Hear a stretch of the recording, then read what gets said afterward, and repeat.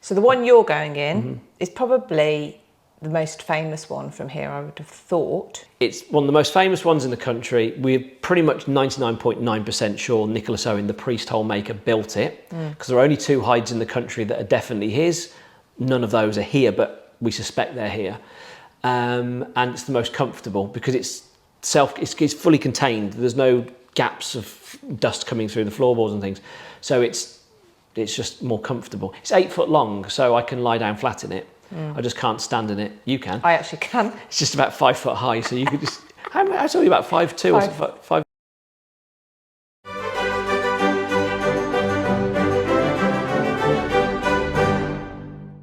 Phil, first of all, congratulations on a really brilliant history festival. Thank you very much. It's been very successful. I think it's the best one we've done out of the 3 years. I think it's getting better and better each year. The setup is better. I mean, it was great last year, but it's getting... Yeah, it's like all these things. Really The more you do it, the more you learn from it. So there were things last year we weren't happy with, and then we sort of spent a bit more money on the audio visual this year. So the staging's much nicer.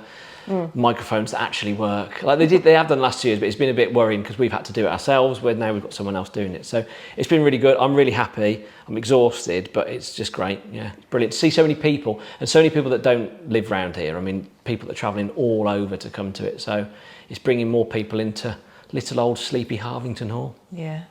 It's, do you know what I've noticed about everybody? Is they're really well dressed. Have you noticed? No, everybody's really well dressed. It's like you've got like we bring the classy people class. into, yeah. None of this riff-raff coming into Harvington. Yeah. So instead, this is not going to be a rest. Instead of what I would have thought you would want to do, which is go and have a rest after a week, pretty much a week-long festival, you're going to go and do a challenge. 48 hours in a priest hide. Yeah. And you're starting to get nervous. Yes, very nervous. Yeah, I feel dreadful. So I've just done my talk and feel absolutely fine about talking. Public speaking's fine. I felt nervous all the way through that because I'm just counting down. I mean, we've probably got. So you're going in at 6:30 and we're almost 4 o'clock. Yeah, so I haven't got long left and the nerves are kicking in. And I think doing the talk and reliving the last 2 times I've stayed in them, I think it made me feel even more nervous. And I'm kind of worried about it now. It's a stupid thing to do. It's a publicity stunt really doing it at the end of the festival, because the way I look at it is that we've got all these people here on site. It's a good way of getting donations. We've got more people than we normally would do. And to try and just spread the word as much as possible with all these people that live all over the place. So I thought, what a better way to do it. But I know from 2 previous festivals how tired you are at the end of it. So yeah, but the thing is, there's method in my madness because I don't have to pack everything away.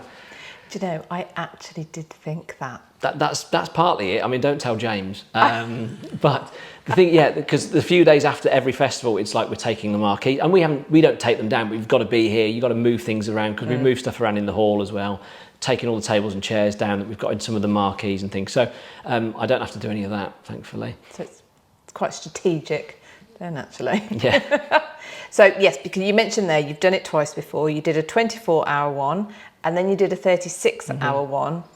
So you're not just repeating it. No. You go one better every time. Yeah. So 24 hours. Do you know what? It's a doddle. 24 hours is easy. You could do that no problem. 36 was the last 12 hours of the 36 one was the worst because I knew the time. I knew I had 12 hours left.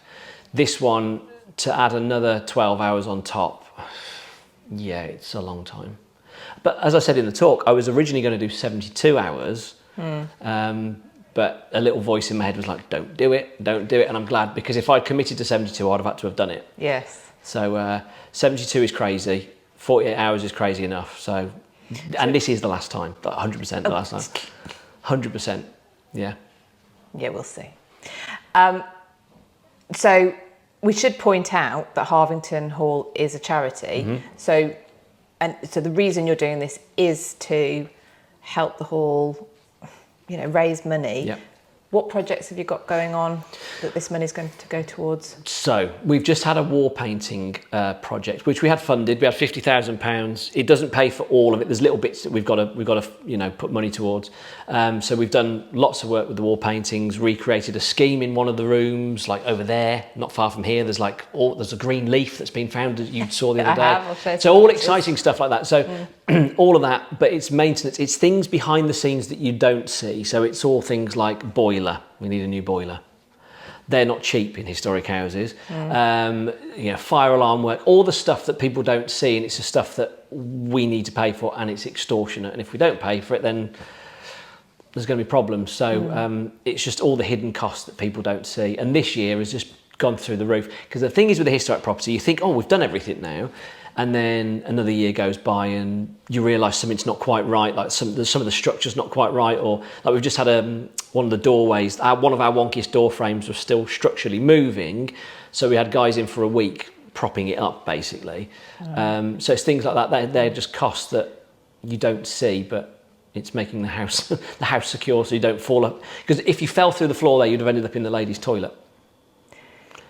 Or on the men's urinal, depending on which one. The men's and ladies bang underneath the doorway. So not good. Not good. In any way, shape or form. So obviously I will share the donation link under the video and podcast.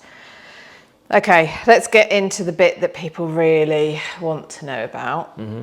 Which is how you, what are you going to have in there? Because people are going to want to know how you're going to go to the toilet for a start. Toilet's the one everyone doesn't want to ask, but when I say, oh, I was going to ask you that, but I didn't know how to, so go to the toilet in a bucket with a lid on it, because it smells. So there's the bucket, and then you have a loaf of bread, apples, water, things that would have been in priest holes. Red wine would have been in them. I'm not really allowed red wine, but you never know, I might be able to sneak something in.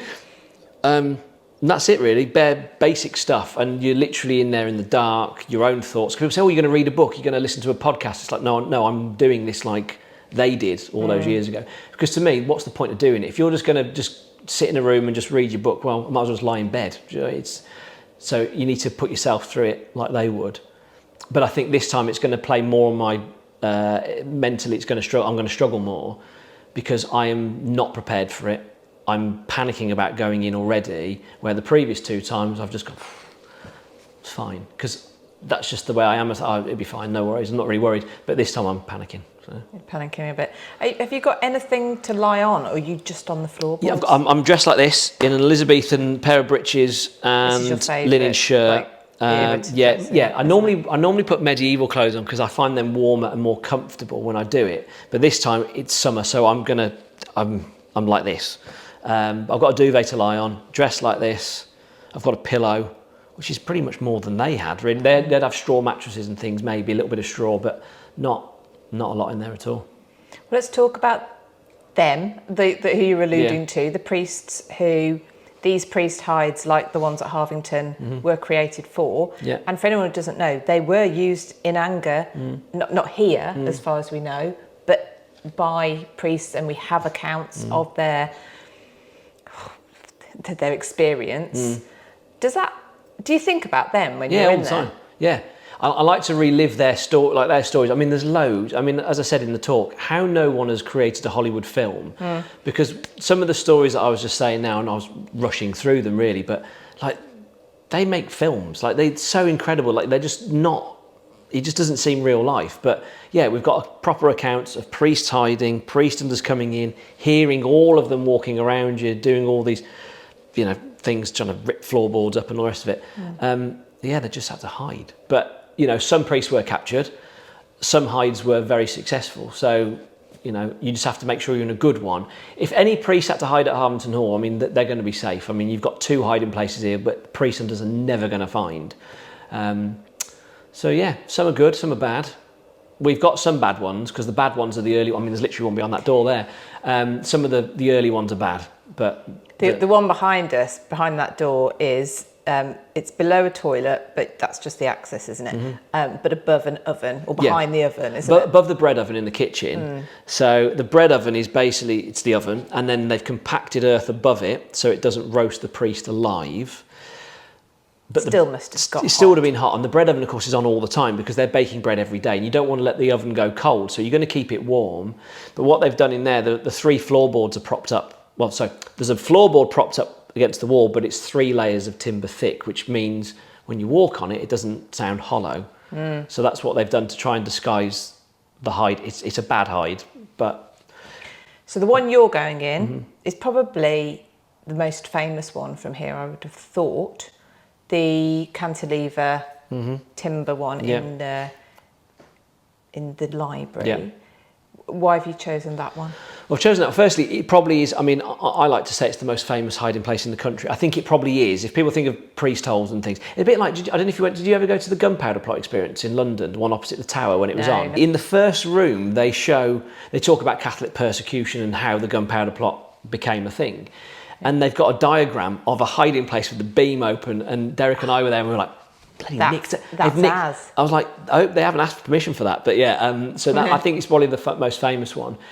It's one of the most famous ones in the country. We're pretty much 99.9% sure Nicolas Owen, the priest hole maker, built it, because there are only 2 hides in the country that are definitely his. None of those are here, but we suspect they're here. And it's the most comfortable because it's fully contained. There's no gaps of dust coming through the floorboards and things, so it's just more comfortable. It's 8 foot long, so I can lie down flat in it. I just can't stand in it. You can. I actually can. It's just about 5 foot high, so you could just. I told you about 5'2" or 5'3". I like to think 5'3", but I'm not sure the tape measure agrees. Yeah. So you're about right. But I could probably manage. I wouldn't cope well with the dark. That's the problem. So you're going to be, obviously, and it is completely dark in there. You don't cheat. You haven't got... I know people have seen you do Facebook Lives, but you're literally putting your phone on to do the live. And then it goes back off. And then it goes back off. The other thing that you've mentioned to me this time while we've been talking about it, but it only just occurred to me, is the air is going to get very...